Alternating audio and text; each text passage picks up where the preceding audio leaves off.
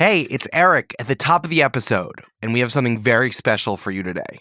We are doing a swap with our friends over at Talk at the Table, a new podcast from Many-Sided Media. You might know them from 20-Sided Podcast and My First Dungeon, and now they have a show about tabletop RPGs and the media associated with them, talking to people who know what they're talking about.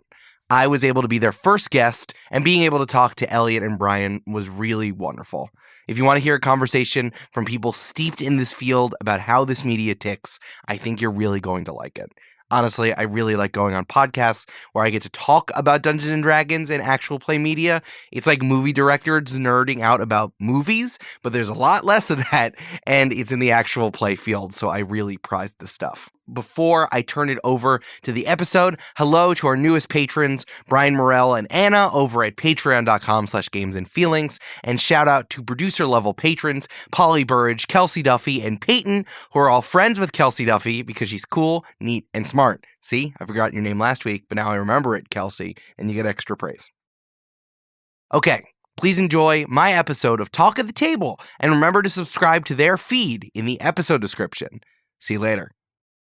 Hey, Elliot. Hey, Brian. What's the talk of the table today?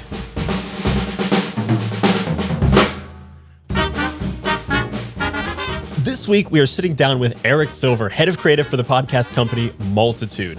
Eric is a writer, audio producer, game designer, and teacher. You may know him from Tell Me About It, Games and Feelings, Next Stop, Join the Party, and who knows how many other podcasts by the time this airs.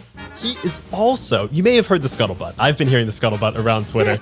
And he is the self-proclaimed best GM in podcasting. So my first question is, Eric, why are you saying this? Why am I saying this? Why are you saying this? How can you back this claim up? Okay. Well, obviously, this is a work right now, and this is my full heel turn. So, because it's true, and if you're listening to Join the Party, you absolutely 100% know it's true. All right, fair enough. Great answer.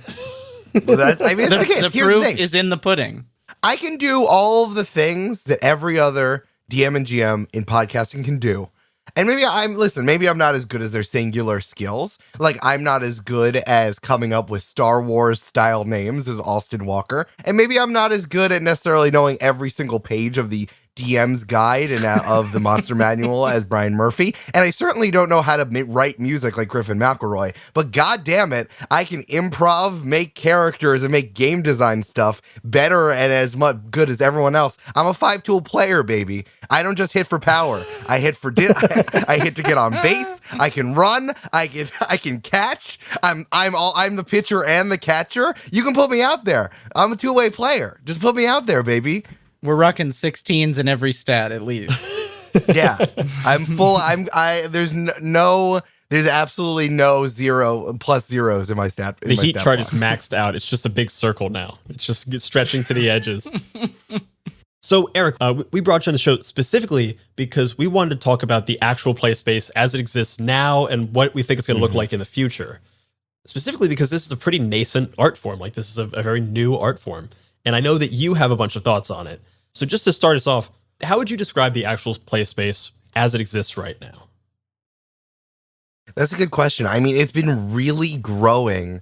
I feel like it's been kicking off since 2016, 2017, when the Adventure Zone got going. The Adventure Zone balance, I still think, is the high water mark. And I feel like Critical Role is kind of like the oceans rising. Mm-hmm. You know, like it's always gotten bigger and bigger and bigger. And now it's just like this giant land mass that it continues to exist. But I think that balance is when the form broke through. And then we've seen so many things come off of it, like Not Another D&D Podcast, like Dimension 20, that being the backbone of like the entire outfit of what Dropout was supposed to be. I still remember when the parent company of College Humor went down. Sam Reich bought it for $5, and we're just going to give it the old college try.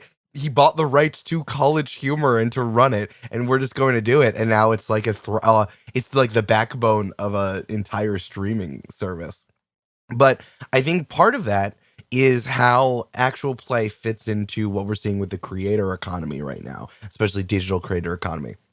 We're seeing this with YouTube and with influencers at large, kind of like the old digital guard. And we saw this with blogging. Now we're certainly seeing this as it touches podcasting in general and Twitch, and even what's happening with the writer's strike is like the people who control the levers of power of all of these things, whether they're the parent company or trying to chase the people who has this power. They're trying to do it and trying to make quick cash, right? And following for actual play, we are at this precarious moment where we could either run for the money and follow what's happening, this like trying to find Hollywood validation. So, I mean, my wife Amanda and a CEO of Multitude had a lot of experience with this with YouTube. She was there like in the mid 2000s and early 2010s when like all of a sudden everyone in YouTube had to like go film on a like a set, right? With like it's just the same as a TV show or a movie, and like that's what that happened. And now we're seeing this happen now. It's like I'm thinking about this as like kind of the LA-ification of the space, where in order to feel like the thing we're doing is legitimate, and we're getting there from people consuming it and also people spending money on it, and we're feeling legitimized by looking towards traditional media spaces. And now we have this thing like you would say the top part, the highest part, the most popular part of actual play right now is this like LA-ification. So it's like it's all, and it's a lot of it's the same. It's like actors and voice actors, go onto a set in LA and they play a very rules light version of 5th edition Dungeons and Dragons, and then it becomes something that's closer to like a rules light game, that's something closer akin to long form improv, and like the tone varies all the way up here and all the way down here in terms of like hilarious raunchy jokes to I'm going to talk about trauma for an entire episode, and the entire episode is going to make people cry, and it's about like dead parents or terrible things that happened to you when you were a child. It's just becoming this form that is almost like associated with successful actual play. And I don't know if that's the move, especially when I thought the whole point of making stuff online was you could do it anywhere. And so there's a lot of different things happening here, both in terms of game choice and who's on it and how it's done. But I think also like having the money to record it in LA is a luxury that a lot of other people don't need to make stuff. Especially as we're in like a work from home world, when we're talking about like content creation as a job. And I would say it's not necessarily like a condemnation of what people are doing in LA, but rather like, is this thing becoming a monolith that like now the only way you can do it is to go like this fully Hollywood space? Exactly. Because it's like, listen, I'm not going to say that Dimension 20 and Critical Role aren't like wholly successful and made by incredibly talented people. That's part of the point, that these people got famous for being really good at this thing, and then it ended up popping off. But again, yes, I agree. It's like, why are we saying that this is the only way to make things happen? And then are people starting to gravitate towards that, which is kind of the opposite of what all digital spaces should do, is being something unique and new and coming into the space with that vibe. And we're certainly pulling on all the different strings because actual play involves the gameplay element that sets it apart from every other digital creation. Mm-hmm. So I feel like what you're talking about, this LA-ification, feels like one pillar of what's the present of actual play, but like the fact that Multitude exists, the fact that what we're doing exists, speaks to a different present that's also happening. What's your kind of take on this other part of podcasting, part of actual play podcasting that maybe isn't getting as much focus, but maybe is starting to? And do you think it's heading more into the spotlight? Yeah, it's a good question. I mean, I'm starting by saying that that's kind of like the upperest crust, right? And like the what someone might assume it is from seeing it at first glance. But digging into the space, the majority of what's happening are people doing interesting things and running their own stuff. I mean, the whole thing that I talk about in terms of Multitude is like the way to keep yourself going as a digital business is to treat yourself like a small business. You're not doing that. You are not like a singular actor or talent throwing yourself into the whims and hopefully someone's going to give you a job. And by treating yourself and knowing your finances and like knowing, like keep making yourself like an entity and that you're going to have jobs through that and then be doing things because you want them to, because you think it's best. I think that's the way to go. Whether we're trying to like achieve incredible feats of sound design, or we're playing interesting and new games, or we're having different types of folks on the shows other than I guess like standard issue, like traditional media, like monolithic casting. We can pull this in so many different directions, and a lot of people are. It's just, media is an intention game, and when we're talking about like an art form, it's really like, which I think actual play is.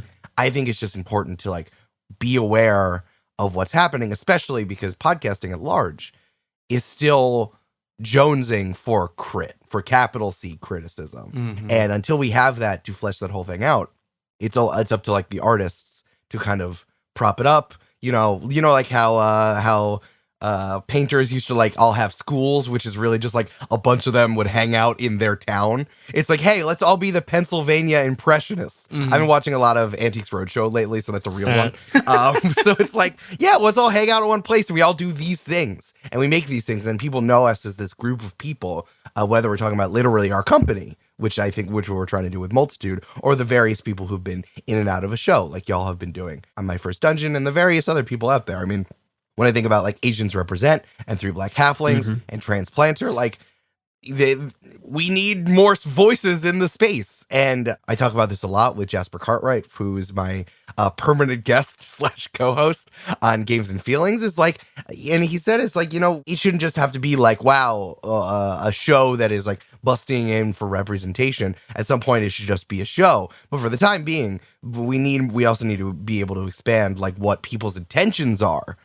And as we open up these voices, I mean, also like, I don't know many Jews who do this as well. Right. So it's just something that that's really important to me to keep talking about and putting into my stories, and also in the way that we do plenty of stuff, whether these like the story itself or these talkback episodes. Especially when you're talking about like the writer's strike and all these different things that are happening right now, there is I don't know, it feels like in the world there is a lot of like, I don't necessarily want to say like monopolies happening, but like there's a monopolization of like monoliths being created, and we're forgetting that like competition and diversity breeds creativity and interesting things. And so, who would have thought? I know, right? Wow, I thought that was the whole point of the invisible hand of the free market. Who would have thought? It is really fun to think about, like, LA and Critical Role and Dropout and everyone out there has created a very big and fun and vibrant community within their little niche, which has gotten popular and is now, spread out over the United States and the world. I'm excited to see that same thing happen in other communities. I mean, like, obviously I want it to happen in New York because I'm in New York, but there is also a part of me that is very much like, I don't want it to just be, coastal elites and like, you have to go to New York and LA, because that's the same problem that we kind of have. No, I agree. I totally agree. But I'm excited to see how these kind of enclaves of specifically like actual play artists and players and producers start coming together in like the various regions of the country, of the United States, and in the world. It's fun to see that kind of happen. Yeah. I think for what you're saying, Brian, is like, again, I'm not hating on it. It's honestly, it's the top of the top. Like, but again, we need to be aware of it as we form criticism from like critics doing it, like non-creators looking at this stuff and examining it, or even non-fans like looking at it and examining it. And also us as artists need to be like, hey, this is a thing we're seeing. Let's try to avoid it so it's not all this. And I think that for this specifically, as it's tied to like making sure you have enough money for an LA set, that's something that keeps a lot of people out for a like space we want to keep growing. And then of course, like, not only using the game published by people who are close to the Pinkertons, I think would also be good too. Like there are for so many reasons, it shouldn't just be this one thing. That's more what I want to point out. And I think going out of your way to look for that stuff is really important. And also like not waiting for like, I don't know, the McElroys to like show you what Blades in the Dark are, I think is also something that you can push yourself to do as like someone who really likes tabletop RPGs, because you realize a lot of folks are stumbling into this stuff and reckoning with like we shouldn't be playing D&D. Do you guys remember that when everyone was like, we shouldn't be playing D&D, and they did that for like 2 seconds? Like everyone started doing that at the same time. So you as a listener, who this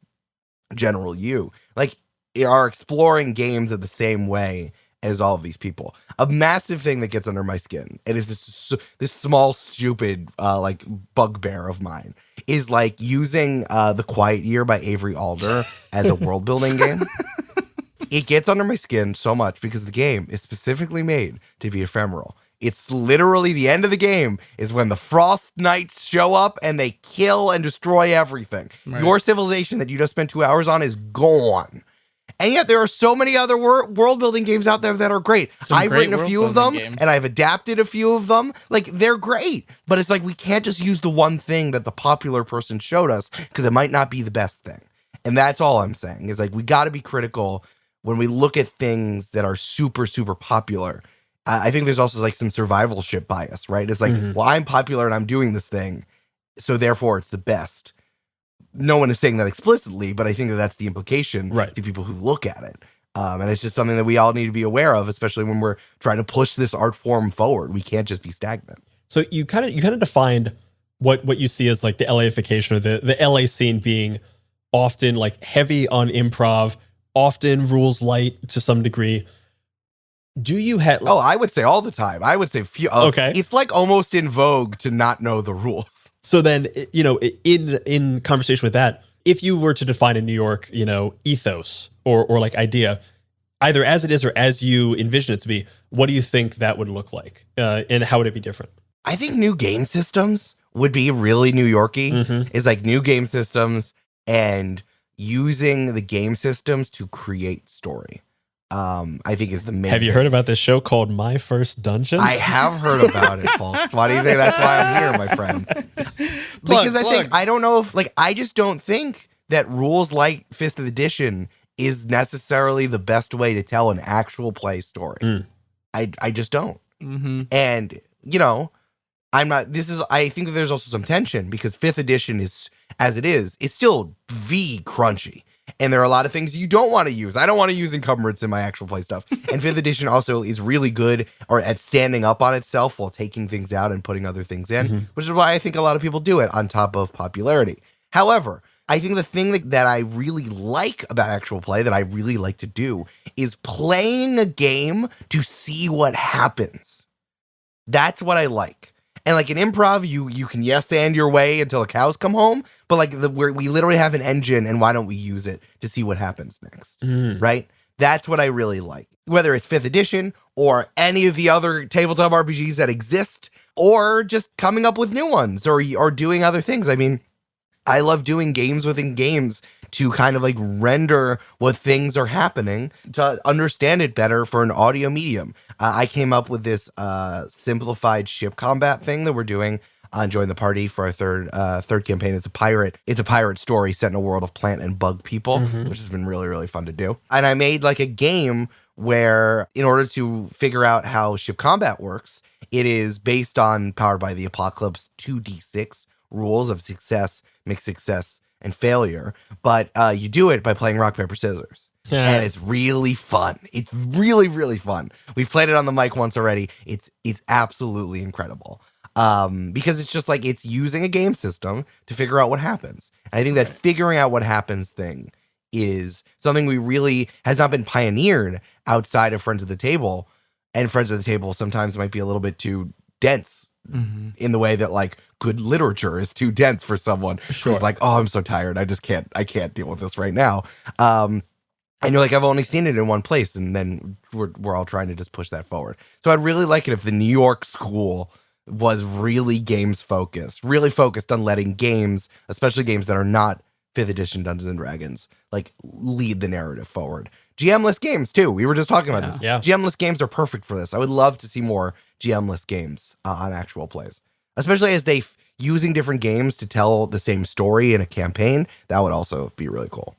I think you touched on something so interesting there with specifically calling out this ship-to-ship combat. I think what's really interesting and is an important perspective I want to pull out of that for people is that you said, I made a game within a game to do ship combat. You didn't say, I homebrewed 5th edition rules for ship-to-ship combat. And that's an important perspective shift, difference. I think, is to think about it. It's like when you're a GM and if you think of yourself just as a 5e GM and you make something like that, you're not making extra 5th edition rules. You're making a game, like you're doing game design. And it's like thinking about that idea of like you're saying that there are games for specific kinds of stories. There are games for specific parts of stories.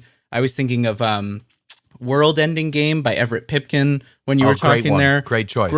Great set of games. I remember reading through that and just like so many just like heartbreaking things that like you would have to try and force if you were ending a 5th edition game on your own. You know what I mean? Like, and so, yeah, no, I loved what you said. And I think I would also love to see the New York school think that way. I mean, we're saying it a little bit. I mean, if we're talking about other people who I know in New York who are doing this, I mean, there's a ton of live shows at Caveat, which is in the Lower East Side, which is incredible place. Great theater. Where they do like live versions of lots of different types of games. So that's kind of like turning that in one direction. And of course, like there's some people like from Burnt Cookbook Party, which Jenna Stieber from Polygon is a part of, who used to live in New York. And hopefully will come back soon, where they call themselves a D&D podcast, but they play Pathfinder. I find deeply funny. And there's a lot and you know, of some people and friends of the table live in New York. I don't know. I would also like to have people come together, but I think that like maybe in New York, we don't feel like we need to do that as much. But I mean, they're always going on each other's shows, and I feel like we should do that too. Oh yeah, for sure. Absolutely. I do get really excited about the idea of like, I love the idea of like building communities and like finding communities. And it is really exciting to just like even talk about it at this stage and just be like, what does the New York actual play community look like? What is that scene? What is that vibe? You know, in 20 years, they're going to be like, oh yeah, the New York Impressionists or whatever. Like what is that going to look like now and how will it be seen in the future? I'm maybe being a little bit high and mighty and hoity-toity in that thought, but it's a fun concept to like play at and think about and try to define. Well, I think there's this interesting thing, and Eric, I'm a little curious about your opinion on this, is what you're talking about, Brian, is this idea of taking all of actual play as seriously as we take these shows that you would call the LA-ification. And I want to shout out Dr. Emily Friedman, because I feel like she does a lot of work in this of like creating actual play as an academic field that she studies in a very real way. And I feel like that legitimization is like the beginning of what you're talking about, the creation of like criticism in a real way, or critique, in a real way. Yo, capital C criticism. Capital right, C criticism. Sure. Yeah. And I'm curious, just like, do you think that the act of taking the medium more seriously has power to make these changes happen? Absolutely. Seeing it as a thing that can exist on its own, I think, is important instead of like an extension of the entertainment machine. I think this is a thing I think about a lot in terms of podcasting. So just to move back a little bit in terms of like, you know, podcasting is kind of like in this middle, like if we're putting on our Ben Franklin glasses and we're like put from National Treasure and like we're putting on all the lenses that go on there, it's like if I zoom all the way out and talk about the creator economy, and this middle one is podcasting. And I think about it a lot because it's my job, but also I really feel like podcasting has been speed running this entire digital thing that's been happening in the 21st century. Like what we've seen all the way back from the original influencers through blogging. I went to NYU and I was really, really hoping I was going to get a job at Gawker when I got out of college. And of course, as soon as I got out of college, they were like, no jobs ever existed. What are you talking about? You know what I mean? And then we're seeing this in YouTube, and then it's progressed into streaming and podcasting. Podcasting is very interesting because it doesn't have an algorithm, and Twitch and streaming is similar, but it's kind of like, as we're seeing, it has to come through a company. So that's why Twitch and this whole thing with Kick is getting really interesting. So it's like podcasting's kind of the only thing that's out on its own, right? And especially people have the deepest connection to them. When you look at the highest number, like the top 100 Patreon getters, they're all podcasts. Yeah, there are the most number of people of them are podcasts, and podcasts also get like the most money per capita, like or most money per patron amount, sort of thing. So podcasts, people get really connected to their podcasts. If we start to treat the things that we do in podcasting, like in general, if we treat podcasting as important and we're saying, I deserve money for my work and I'm going to make something and I'm going to create an audience that's going to give me that money. And then I'm also going to like maybe sell ads or make a good Patreon. And maybe I'm going to do some B2B stuff. I'm also going to edit on the side, or I'm going to make shows for other people. I mean, that's what we're doing for Multitude, is like we're taking ourselves seriously enough. We have the podcast collective, which is the shows where we all kind of just stand next to each other and lean on each other, and we have a Slack and we tour together. And then we have a studio where we make stuff for other people. Like we produce the sports podcast for Defector, The Distraction. The Defector, another very good example of this. And we also sell ads, which is important because we're arming people with the ability to make money themselves without giving up a part of themselves to a big company or to a network, which also just kind of wants them for their IP and is kind of a middleman for this whole thing. So I think that as you take yourself seriously as something that exists, as an entity that exists, and like a digital, as I said before, as a small business, then we can move forward. When I'm in podcasting, it's funny how few people say I'm a podcaster or a podcast producer as their job title. In general, regardless if we're talking about actual play or a comedy podcast or a fiction podcast, any of that stuff. Very few people would say I'm a podcaster. They'd say like I'm a writer or I'm a comedian or I'm a voice actor or something. And I think that actual play is similar to that, in that a lot of people would say I'm an improver, a comedian, a voice actor. I'm trying to get something made and I'm doing this for fun on the side at the same time. So once we take the medium itself as what it should be, that it's a thing on its own worth having that people love, then we can keep moving it forward. Then it's not just a means to an end for eventually I'm going to be a voice actor in a big video game. I mentioned to you earlier, I was just on your podcast this morning, Games and Feelings. Yeah, I saw Brian this morning in person. so this is just a continuation of a pod. So, we'll link to that episode because I think this is coming out after that. So you can follow the whole trail of things and see what breadcrumbs we've laid from one to the other. But I mentioned the podcast company Q Code, which makes extremely high-end podcasts that are very good. And I listened to a bunch of them, but the problem is all of them ended after one season because they're just they were all fiction too. They're all fiction. They were all fiction.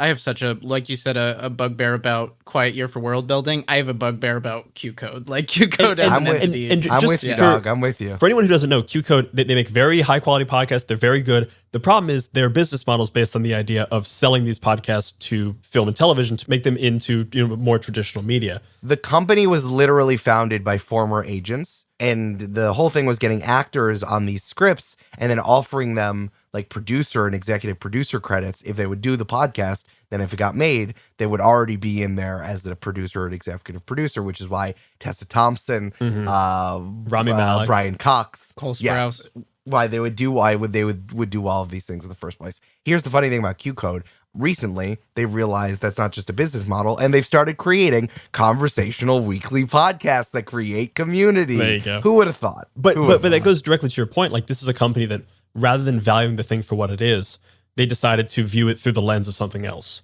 And ultimately, it didn't work. And I mean, that's not going to always be true. I'm sure there are times when that does work. But I don't think it's a company business model. I think it happens once in a blue moon. We met up with the guy who ran Tenderfoot at a conference. He said this on stage at a conference from, I think, in 2019. There were people who made Atlanta Monster, if you remember that hit true crime show. Oh, yeah. Basically, he was like, oh, we're just going to keep making stuff and they're going to adapt it into true crime documentaries. And then he literally said, well, that's not a business model because it only happened once. And then we had to figure out what we wanted to do. It is not a business model. You can't just do that forever and wait for Hollywood to come knocking on your door. Is going to be the way you make money. Right. Constantly. You're not Taylor Sheridan. And even today, Taylor Sheridan said a lot of stuff and he has a lot of problems going on in his life.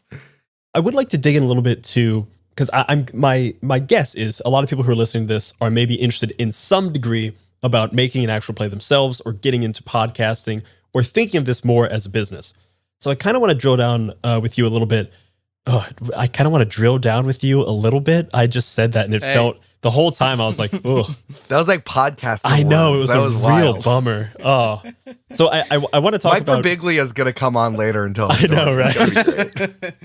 But I want to talk a little bit more about kind of the specifics of what is different when actual play is your job. And like the difference between a home game and then a game you're recording for people, but also, to whatever degree you're comfortable talking about the specifics of Multitude, what that looks like in terms of like, if you want to make this your career, what kind of metrics do you need to start looking at? Like, what kind of numbers do you need to start hitting for that to really be a realistic thing? And what should you be doing until that point? Incredible question. The thing that I say a lot is that the one thing we got to take over from traditional offices are KPIs. KPIs Who cares what they stand for? It's just goals. You should set goals for yourself that are milestones that you can actually look at. Because what I say a lot is that downloads don't actually mean anything. It's about what downloads. Don't tell anyone. You're not supposed to tell anyone I that. wouldn't know because you can't see anyone's download number, so everyone's lying, right? Like, who knows?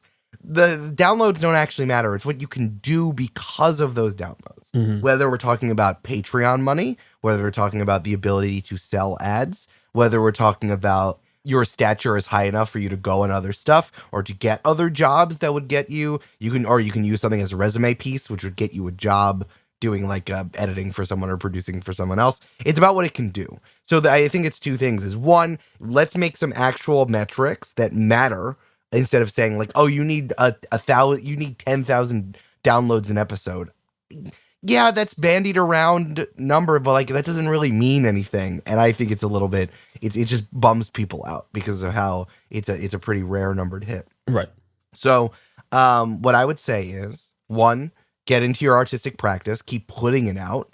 And then two, make up some goals for yourself that are actually tangible based on milestones. Like as soon as we get our first piece of fan art, I'm going to feel like this was worth it. Or as soon as we get to do our first live show, I'm going to feel like this is worth it. Not we're going to sell it. Not we're going to sell at a room. If you want that to be your goal, that's one that's a little bit farther down the road. But just like enough momentum that you have enough time to do that and plan a live show and do it, and then like get that audio. That's a goal in it itself. And then three, like then you can start looking at look at the money that can come in from you doing this, and like what it's like being a freelancer. You just got to look at your budget and see like, can I keep doing this and also live my life with the amount of money that I need to live my life. I just wanted to say that I love that because I will admit, like when you first say the thing of something we need to steal from traditional work world is KPIs, the artist in me has like a shiver go through my body where I'm like, right. KPIs. But I want to say that I love that one of the things you threw out there is like, that might be first fan art. And I feel like that's like, and that's, you know, it's just like, I think that's a good thing for people to realize is that your goals don't have to start hard monetary, hard numbers. You honestly, you know, you might not want to start there. You know, you might want to start with the ones that are going to make you feel good and are going to make you feel like you're doing something that's worthwhile as an artist, if that's your vibe. Eventually you'll have to worry about numbers and money, or at least money. But like I like that you set out sort of an intrinsic KPI. I just gotta say it just in case anyone is curious. KPI stands for key performance indicators. I know it just means totally goals, but I totally went out of my head. I totally forgot what it stood for. There was a whole point where I was like, the listeners gotta know, just in case. I don't want anyone clicking away to Google this shit. No, key performance indicators. You're 100% right.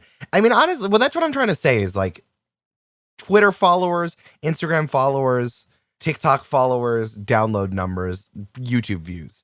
It's really just a number. It's a counter. And yes, you can just display it publicly sometimes so people feel jealous. But like, again, you can't go to a store and say, I have 10,000 Twitter followers, right?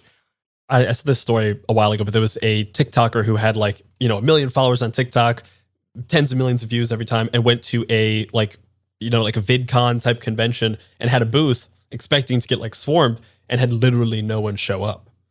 And exactly. It's because ultimately they didn't build a community. What do you actually have? Yeah, exactly. So when we're talking about, I would rather talk about money and like allowing artistic people to own their own financial future. And like another thing about traditional media is convincing artists that not knowing about money and finance and business is like cool. Right? Mm-hmm. Like only the nerds and only the suits in the studio are going to need to know about money. It's like, but if you're going to take yourself seriously, you gotta be aware of your own budget. So again, the much easier thing is, and again, I don't know why Patreon took away goals, but let's imagine they still existed, right? It's like, if I get $1,000 a month from this thing, I can quit my job and do this full time. I have a budget that I've planned out that's like in a spreadsheet or on a whiteboard somewhere. And literally, if I could keep doing this, I wouldn't have to do this other job, or I can do this plus a part-time job plus other stuff. Like being a freelancer or cobbling together a bunch of jobs is is the way that so many people live right now. And especially it's helpful when you live not in New York City or LA. Yeah. Right? Like you right. live anywhere else. And I think this is good advice for anybody, but especially if you're looking to get into an artistic field or in a freelance field or trying to make a change from like, I'm working this job, I want to learn this. Sit down with your bank account real quick, calculate your burn. That means figure out how much money is going out of your account every month. That means rent, subscriptions, groceries, subway fare, gas, all that stuff. Figure out what that number is and realize that really that's the number you have to hit. I mean, you want to add some savings and stuff, but if you can then augment that number to make it a little bit smaller, all of a sudden your goals can get easier. But if you have that very, very clear number in your mind, a lot of this becomes simpler because now it's not nebulous. It's like, all right, I need $4,000 a month. If I have $4,000 a month, I'm fine. Yeah. I also want to say, Brian, I'm glad you said burn because I also like saying KPI. It's like, yeah, let's take some tech jargon that only like guys named Flaherty are allowed to use and apply it to yourself. Like use those terms for yourself, for your own thing. Right. And I think this all comes back to like, take it seriously. Like if this is what you want to do it. But take it, use all the seriousness that comes with a small business. No one says like, yeah, I'm going to try to, I mean, I'm sure people do, but no, I'm just going to try this, business idea. It's like, no, I'm going to be a small business owner. Here's the things I have to do. Here's my checklist. Here's my budget, etc. Or at least people who are taking it seriously. Treat this the same. I would also love to give a special shout out to the people who do actual play stuff as a fun hobby on the side. Because like also, if you don't want this to be your full-time job, don't do it. Right. Like for sure. Do the thing you're paid to do at your job, and then you get to record and make some art with your friends on the side. Also good. It's also good. It's like no one's artistic job is also just perfect too. It's not like I mean, like the only person who gets to do that is like Martin Scorsese, and he made movies about that. He made movies for like a cajillion years, right? Like it's still a job, and we still have to do boring stuff. So it's like, do the job you want. If you don't want to do this full time, don't do it full time. I think that's also being very realistic about everyone's life right now, and not trying to be like, wow, leave your job right now because all you got to do is blah blah blah. It's like figure out what's good for you and take whatever you're doing seriously. You got to live, especially as it fits into your life. And I think it's important. It's like, listen, if you're painting for fun, you're still exploring art. And I think that's what I wish we would take. I wish we would continue to take actual play seriously as an art form. So even if you're fucking around, it's still an art form. And tabletop play, and playing these games, playing different games at home, that's also has its own value. Just because it's fun, I think there's a level of fun involved that's inherent to games, so that we don't take actual play and tabletop play as seriously. Because like doing 24 hours of improv at the Del Close Marathon feels not fun. It's like a rush, and it's humor and comedy is important. But like since fun is at the core of games, I feel like there's an ability, Elliot, what you're touching on, of not having to take it seriously because it's a game, right? The thing I want to touch on is if someone's interested in starting a show, whether that be for profit, for fun, but they're looking to put it out there and they want, I feel like no matter what, if you're putting something out there, you want a couple of people to listen to it. Oh, for sure. So if you were starting Join the Party today versus 6 years ago, what would be different? Like what is different in the environment today versus 6 years ago? And what would you do differently in terms of like, I would not play D&D, or I would play D&D, or I would do this, I wouldn't do this? If I was starting Join the Party today, I think we would have a different name, because I think the intention, and also just a whole different intention. We started Join the Party in 2017 in the wake of the Adventure Zone to kind of teach people how to play Dungeons and Dragons, getting familiar with it. Because at the time, like there was only one type of nerd, and it was like Will Wheaton, like in like 2016. And it's like, well, other people like this and don't know who Tom Bodett is and can't do a riff on him for an extended period of time. There's a whole episode of the Adventure Zone. They talk about Tom Bodett. I still don't know who Tom Bodett is. I still don't know who he is. And I think that was always really important, of like making sure everyone is welcome and learning this thing, allowing all nerds in. And I think that this was where we were at in 2016, 2017, and we're in a very different place in terms of representation in 2013. So, but our intentions would be different. The name Join the Party was attached to that intention of bringing people in and teaching them the game, right? I would probably play a different game, or I would have like a totally different gambit. I would do something that is different from the LA-ification, right? I would do something totally different that you can only do as the people starting the show now. Is that a different game? Is that a different cast? Is that like going at things totally differently, or trying to do a totally different genre? Yeah, maybe, probably. I'd have to do a survey and reset the whole thing. But trying to be as unique as possible would be, and doing something in a different way would be really important. I think also having people in different places would be really important. It was really important at the time to record in the same place when we were starting in 2017. Right. Not so now. No. So I think our cast would also be different in terms of who we could be a part of, because who weren't just like my friends nearby me in New York City in 2016, 2017. I think what's different in the environment, again, is chasing after what's big.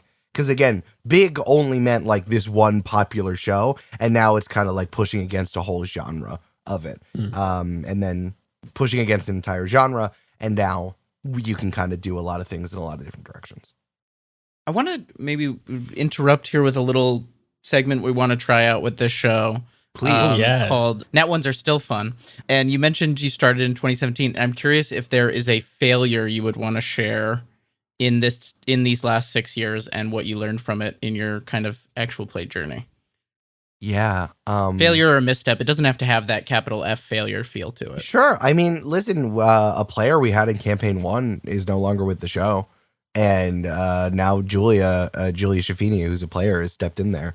Our player wasn't able to fully take on what we wanted to do because we wanted to take it seriously. And joining the party was like the backbone of a lot of what we do here in Multitude. Like Amanda, Brandon, and I are the executive team of Multitude, and a lot of the stuff we learned from joining the party we apply to our business at large. But I think that we sometimes waited too long to make it happen.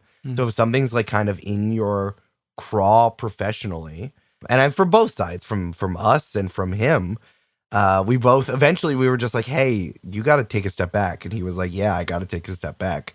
And I wish we had just done it sooner instead of being afraid of what would happen. Again, we didn't have a lot of experience under our belts doing creative stuff professionally, so we didn't know what would happen.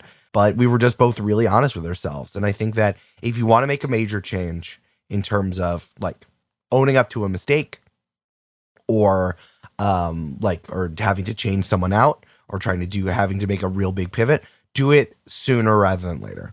Do it as soon as possible, because the longer you let it sit, the worse you'll feel, and being like, I wish I hadn't suffered through doing this as slowly and subtly and like drawing it out as possible.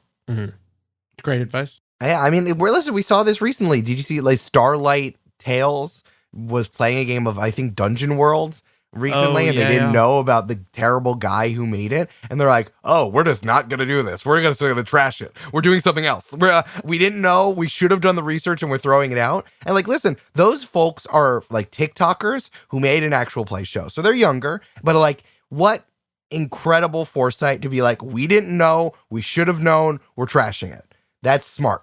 You get in front of it, and owning the fact that you were ignorant, that's not even the right word, like owning the fact that you missed the knowledge, and then when people told you, you're like, uh-oh, and then you figure it out.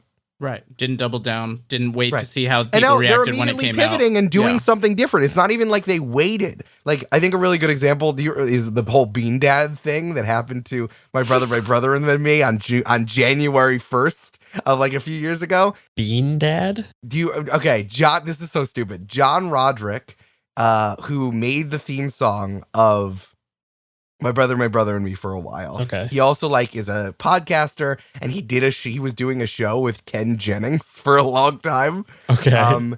He did a Twitter thread where basically he punished his daughter for something involving withholding beans or something. Yeah. And he was the main character of Twitter for January 1st. It was really funny. And then so they removed him and they removed the song. But my brother and me had a filler song for an extended period of time, a very long time. It was just like some little ditty that Griffin put together.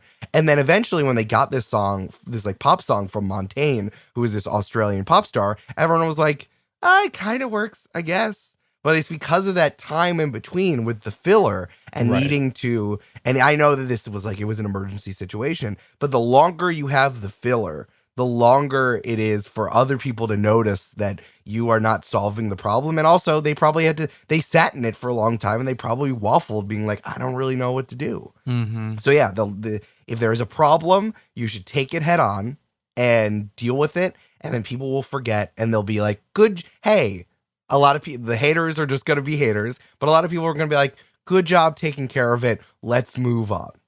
Right. And I think the other lesson to learn from that is something I've talked about on my first dungeon a couple of times and in our newsletter, the 20-sided newsletter, about if you're going to enter into really any creative endeavor with someone, but specifically like an actual play podcast that does take a significant amount of work and time, even if you're just a player, be very upfront with people about what that time commitment is and like try to make sure everyone's as on the same page as possible so you can kind of like cut these problems off at the pass before they happen. Because if you can do that, if you're like, okay, here's what I'm trying to do.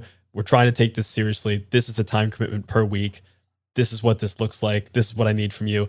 Does that work? The more information you can give to everyone up front, the better chances you have of none of these things going wrong. For sure. And that's another reason why I'm the best DM in podcasting. I'm really clear-eyed about it. Oh, he brings it back around. We love a callback. That's me. That's one of my tools, is being clear-eyed about creative work. Clear-eyed, open hearts. Am I right? You can't lose. I also want people to know that, like, this is my heel turn. It's a marketing. This is a marketing ploy, folks. Oh, no shame. No shame. Come on. Don't caveat. I'm not. I'm on the talk. This is like 50 minutes later in the podcast. I'm not caveating. I'm explaining it now much later. No, it's fun, man. I like telling. It's been a lot of fun telling people that. No one has like super called me on it. I think y'all haven't even super called me on it. You were just like, so why is that? Which is a really kind way to say it. Only one person has called me on it and was like, oh, what about Brennan Lee Mulligan? I'm like, hey, you can see that guy's face all the time. That doesn't count. Could you imagine if you got on our podcast and we rolled up and Brian's like, self-proclaimed best GM in podcasting, and I just chimed in with like, who the fuck do you think you are? And like that's the energy we opened this podcast with. If you did that one, even if you were joking, that's really funny. Here's the thing. If someone actually challenged me, I would say, like, I mean, I touched on the thing. I've been thinking about this a lot. I really do. I love sports. I love basketball. I'm a pretty big fan of football, except for all the other stuff. Like, but I love following sports. I love sports drama, blah, all that stuff. And I think that we underestimate as creatives that we have tools or we have certain skills. From how much I've grinded tape of the medium, I can really see people's strengths and weaknesses as DMs. And I think that I have the whole package, but it's like I grab stuff and I get better. I have worked a lot on my location descriptions. I've worked a lot on my voice, on my accents and my voices, because after watching Barry, I got really into like a Bill Hader deep dive rabbit hole. Sure. And I'm like, he's doing impressions of guys on Turner Classic Movies and on Dateline. That's crazy. I love that. And it kind of like unlocked impressions and voices for me, and taking voices from impressions only I like and applying it to other things. Like it kind of unlocked it for me. I'm just trying to work on different parts of my game. And there are things that I'm enhancing the best parts that I think I'm good at, which is like larger world building and game stuff. And I'm really trying to work on the other stuff. So I'm just like, I feel like I'm grinding tape. I feel like I'm in the gym. I'm really excited for the time sometime in the future when like halfway through an actual play podcast, you cut to commercial, but before the commercial goes, like the sideline reporter comes up to you, goes like, all right, so how do you think it's going so far? I noticed you guys are down 5-3 right now. But what do you think you're going to change in the locker room? Hey, thanks, Michelle Tafoya. I think that the way, first of all, there is a sideline reporter for the NBA playoffs. Her name is Allie LaForce, and that is a motherfucking NPC name. I goddamn love it. For sure. Thanks, Allie. I think that, we just got to keep our eyes open. We got to keep the rolls rolling. I think we just are getting a little bit too afraid of being worried of what the dice say, and we got to tell the dice what we want, and then let the cards fall as they may. All right, thanks very much. Good luck out there. Absolutely. Thanks, Allie. And that was Eric Silver, the self-proclaimed best GM in podcasting. We'll be right back after this break. Brought to you by Clearasil. Kenny, I was just thinking that this Eric Silver fella is really putting himself out there. What do you think, Shaq? I think he's a really good guy. Thanks, Shaq. I love it. All right, I'm going to pivot from that bit to a related bit, but a serious question. So in that bit, I hypothesized on actual plays in the near future. So my real question is, what do you think? So we've been talking about actual plays and where they're going, where they're going to end up. What do you think we're going to be looking back at in 5 years? Like, what will 5 years from now actual play look like? And you could define that either as what it will look like if this current kind of trend of the monolithic LA nature of the game continues, or if things begin to splinter and this like New York actual play scene really takes hold and kind of comes into its own. You know what's funny? I think it does come down to what happens at Wizards of the Coast. I'm going to predict they're going to beef it because Amanda and I love looking at their earnings reports, and they seem to be turning really hard. Just obviously, they're saying that they want to turn Dungeons and Dragons into a content creation brand like Harry Potter and Lord of the Rings. That's a quote. I didn't make that up. That's literally a quote, right? Which is tied into the Dungeons and Dragons movie and also tied to the Fast channel that you're talking about. Yes, they're making like a the things are basically it's like Freevee, right? That's a Fast channel, and they're doing just Dungeons and Dragons lifestyle content, which include this improv show developed and hosted by Matthew Lillard and stuff, which have a lot of the same D&D people on it. I think that they're going to kind of stretch the brand, and then whatever happens with 1D&D/6th edition, it might break the whole thing, because I wonder if the actual play crest started because 5th edition was so much more usable than 3.5 and 4. And I wonder if 6, if the thing that happens is like, it almost feels like people come to your house and burn your 5th edition books and make you buy the next one, right? Which happens in all editions of tabletop RPGs. So I wonder if the 1D&D rollout, plus if Wizards of the Coast and Hasbro continue to squeeze every dollar out of the like D&D lifestyle rag. And I think they might.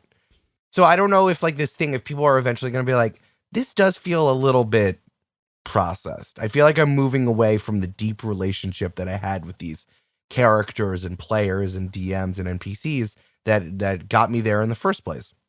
And then we'll continue to see it mature. I mean, we'll see how people interact with digital things, but it seems like podcasting and relationships with people are here to stay. And I wonder if we're going to start seeing just a fracturing of the space, which again is fine. No one is saying that everyone. Remember when that Twitch leak happened and we saw that Critical Role got the most subs out of everyone on Twitch?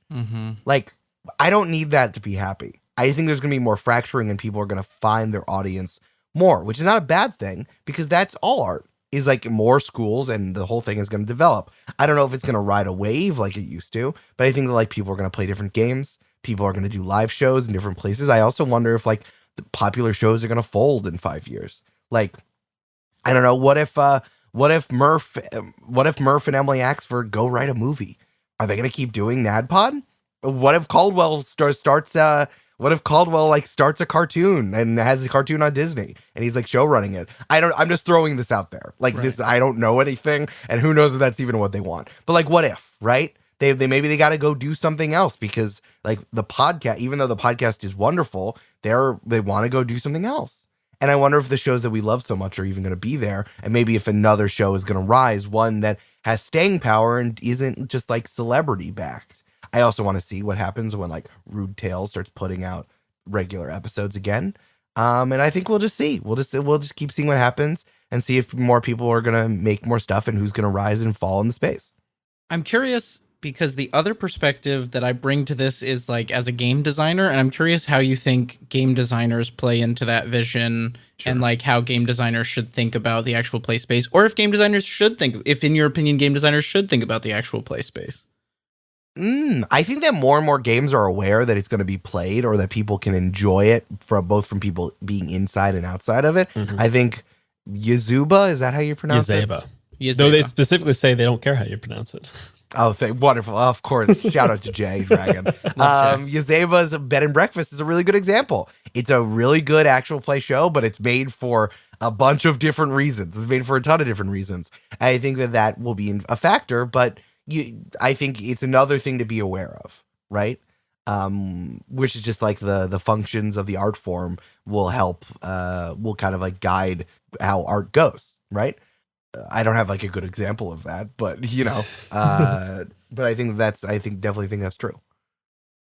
Listen, people might start making games just to be played on actual plays. Well, that's kind of just happened with the Critical Role show, the Kindle Yeah, but Obscura. but that's so that they can wean themselves off of D&D and they don't have to do Pathfinders. Like, they're making it so that they own the means of production, and therefore, because they're a large content conglomerate first, like, a lot of that stuff seems pretty safe so that they can play it on actual play shows. Mm-hmm. Right. So, Right. It's all about intention, right? If people are going to make, they are kind of making it to own their own IP. Right. But you think game designers might get to the point where without a destination to play it in mind, they might be designing a game being like, I'm designing this thinking it would be really cool to play on an actual play. I think that, some people will keep that in mind. I think that if that's your ultimate and only goal, it's going to fail. But like, that is certainly going to be something that people are going to keep in mind for the better, absolutely for the better. Something that's narratively snappy is good at the table and also on the microphone, right? Yeah. And I think we're going to have even more and more narratively snappy games, or like narratively fulfilling games that fit in both the at-home session and the actual play episode are one and the same. So I love this. I love that I'm just like artistically philosophizing, like I'm talking about the god, like F. Scott Fitzgerald meeting Ernest Hemingway in Paris. This is tight. But we're taking it seriously and we're manifesting that seriousness. Goddamn right. Yeah. We want New York to be the next movable feast. Okay, we don't need Paris. Oh, good. Yeah, that's God. I don't want it to be the next movie. It's gonna be something else. I want it to be something else. Yeah. I want it to be when everyone went into Quentin Tarantino's video store in like the LA 1980s, and they all happened to be filmmakers. You don't want us to all just be hanging out at some woman's apartment all the time. Well, I just forgot her name. The woman who ran like the expat I know salon. exactly what you're talking about. All the names are coming out of my Gertrude head. Stein. Gertrude Stein. We can just do like the old Algonquin round table at the Multitude Studios. Just people just come in and hang that sounds out. tight as hell. See? I want that. See? You're back in. Back in. I just don't want to be disaffected by World War I first. Oh, okay. Oh, That's yeah, fair, that's fair. maybe not. And then I have to like check my penis if it's okay with Sure, Ernest sure. Hemingway, if he has to like tell me, it's like, good job, old sport. I'm like, nah, I don't want that. That's fair. Yeah, there's some. Yeah, it's a different time. Were you expecting this to come up on this episode? Oddly, yeah, I can send you our prep document. Yeah, I've got a whole in bit. bold on the outline. Yeah. Yeah, Ernest Hemingway looks at my checks genitals. Eric's penis. Yeah. Well, I've already pre-made the show notes, and I've linked a movable feast if you want to buy it. It's on its third printing. I feel like people should just know about it. Yeah, we're the second lost generation. We're Yeah, lost exactly, because right. actual play is kind of like we can't. There's nothing really good to listen to right now. Love it.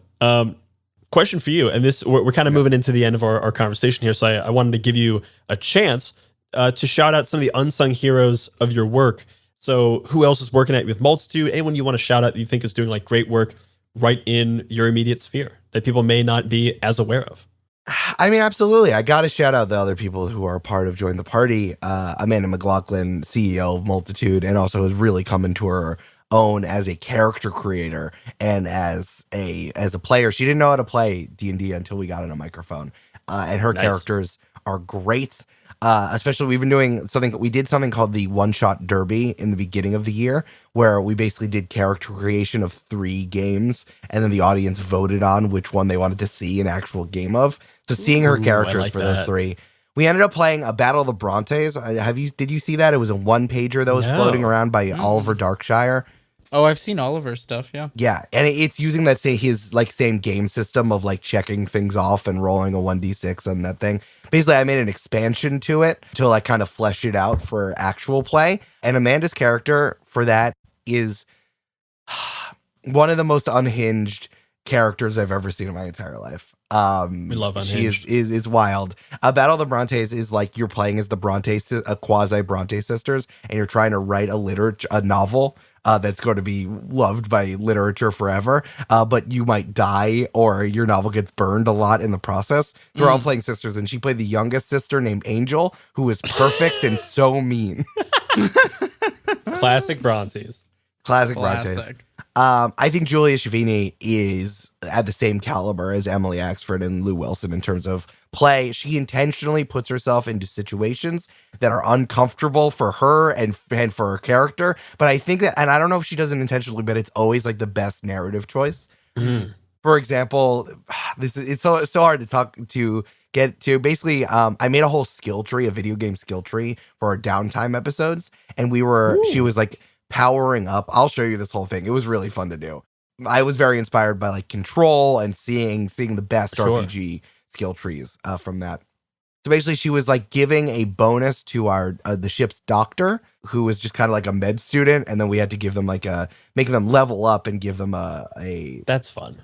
A concentration. Yes. And like the choices were like natural, black magic, very by the book doctor, and one was religious.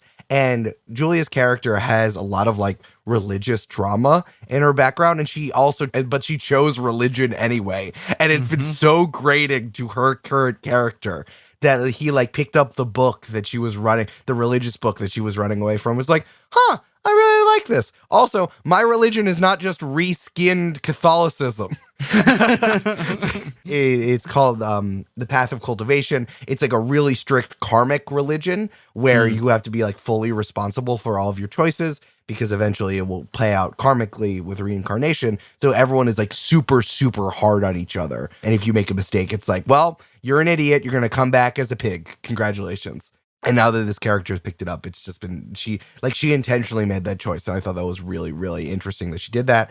And listen, Brandon Grugel has been sound designing for actual play and for audio fiction before that was like a thing people were really excited and good at. Like, he's been doing it from the beginning of Join the Party. We have a whole thing was we wanted to sound as good as possible from episode 1. And we wouldn't have been able to do that without his knowledge of not only equipment, but also teaching everyone how to record remotely. He moved to LA in February 2020, and he taught everyone in Multitude how to record remotely. So we all have those skills. And unfortunately, he was inside for 2 years, and then he moved to Seattle. But, he's been doing this for a really long time, and he's really, really good at it. He's one of the best sound designers in the space and has been for over half a decade. And yeah, Join the Party is just really great, and everyone's really great on it. Also, I got to shout out Jasper Cartwright, my boy from Games and Feelings, and also from Three Black Halflings and various of the things you've seen in the actual play space. He's just, from living in New York City and going to LA a lot, you see so many people who pretend to be interested in your thing, and he genuinely is all the time. If you tell him about something, he's interested in it. And I think it's gotten him so far, and he's so talented and just nice to be around. And he's just a good dude. And I think Three Black Halflings is a great show. He gave me a lot of language to describe things that made me feel weird about what was going on in Dungeons and Dragons since 2018, or since the show started in 2020. Things I had been feeling since like 2018. And only their conversations have been put in my mouth. And like, this is something, it is a professional hazard that I do not listen to a lot of actual play as much as I wish that I did, because it literally, all I think about is like, I'm analyzing the thing happening and I can't enjoy it. But like, hearing their conversations about the space is incredible. And it's a variety RSS feed. So there's a lot for everybody. And our closing question is, what are you bringing to the table? Do you have a recommendation for a person, a game, a show, a resource, anything in the tabletop space that you think people should check out? I want to shout out world building games. I'm not going to plug my own, or I'll do that after I plug someone else. But like, let's be very clear. You just did just then. Fuck. I was really trying not to. Let's be very clear. I'm not going to let you get away with that. I mean, I really, no, I'm not. I'm not going to say the name. I'm not going to say the name. I'm not going to say where you can find it. I just think that finding world building resources to apply to your campaign is going to be great for having buy-in for everyone. I think if you really just need to, it's as simple as, you can even use look at The Quiet Year and see how they do it, like drawing cards, tables. It's all just tables. So my recommendation is just make some tables with some questions about the world that you might want to be answered, and then go around the room and roll a die and see who gets to answer that question. And then everyone gets to contribute, but the person who rolled gets to have final say of what it is. Also, you should read my favorite named tabletop RPG of all time. I'm sorry. Did you say Street Magic? I knew it was going to be that one. I was Which is like, an as soon as you absolutely incredible world building game with an incredible name. Amazing. I'm Shout out. sorry. I'm sorry. I'm Excuse me. sorry. I'm so sorry. I know you're at dinner. Did you say Street Magic? I haven't read this game. I gotta check this out. Oh, Caro Acercian, I think. Yes, correct. I couldn't remember their last name. Great game. It's again about the zooming in. It starts out large and then goes deeper and then goes deeper. It's another really interesting way to tackle world building outside of just like rolling on a table. Also printed in square format, which you don't often see, and I like. Ooh. I like owning the little square. The physical version is a little square book. That's cool. Fun. I didn't even know that. Yeah. I mean, I'm sure I have that, but I didn't even think of that. That's awesome. Yeah, You love alternate printing formats. It's very fun. love it. Sorry. I No, was I'm across sorry. the room. I'm so sorry. I just got off the train and it caught my ear. Did you say Street Magic? I'm sorry. I'm so sorry. No, I'm sorry. I must have misheard you. Did you say Street Magic? Guys, Someone in the room said Street Magic. I'm so sorry. We're running low on time here, but I just gotta check. Did you say Street Magic? I'm looking at my notes. We have one more question. I'm so sorry. I know you have to get it. You have a heart out. Did you say Street Magic? This is what people come for. This is if you're this late in the podcast, be honest. This is what you stayed for. If you haven't turned it off in the last 15 seconds, thank you. Eric Silver, thank you so much for coming to the table. Do you want to let people know where they can find you? Absolutely. Listen, I could do this forever. I in my heart of hearts, I really just want to be everyone's favorite podcast guest, both the listeners and the people making stuff. So I've had a wonderful time. I can record myself. Please have me on your show if you're listening. But I'm having a great time. You can find me on the internet at L_Silvero, EL_SALVERO. My name, if I was a Lucha Libre wrestler, that's me on Twitter. But also, I've been on TikTok a little bit lately. It's been really fun. You can find me at Eric the Silver. I'm just kind of following like the D&D memes and making stuff. I've been doing a series where I make up an NPC on the spot. And I recently just did one where I had no cuts in it, no edits in it, just to show that I'm doing it on the fly. And it was really fun. And I editing this stuff. I really love Canva. I don't know if you know about it, the browser-based like digital design thing. I love it deeply. And it like CapCut and editing for TikTok is really similar, just in terms of like moving things and it kind of being a little bit user friendly. It's been really fun. I'm just Eric the Silver if you want to follow me on TikTok as well. And also join the party. Go listen to the party. And obviously we'll have all those links in the show notes. But if you want more gaming type content, you can check out the 20-sided newsletter and the Many-Sided Media Discord to talk about this show, My First Dungeon, 20-sided podcast, and quite frankly, anything else we might be making. Those will both be linked in our show notes. Please, if you like this show, if you love the show, rate, review, follow the show wherever you get your podcasts. It does actually help us grow the show, and it just makes us feel all warm and good inside, so we'd really love for you to do that. Oh, I'm sorry. I'm so sorry. I know you're trying to end the podcast. Sorry. I'm so sorry. sorry. I didn't mean to interrupt. Did you say Street Magic? I did say Street Magic. I'm You just did. finishing a podcast. I'm so sorry. I couldn't hear. I had my AirPods in, but I thought I I'm- heard you hear it say. You know what, sir? I'm so sorry. I just gotta finish. Sorry, did you say Street Magic? No, I must have said it. It was me. I must have said it. Yeah, you're right. And that's what the table is talking about. Bye-bye. Bye-bye.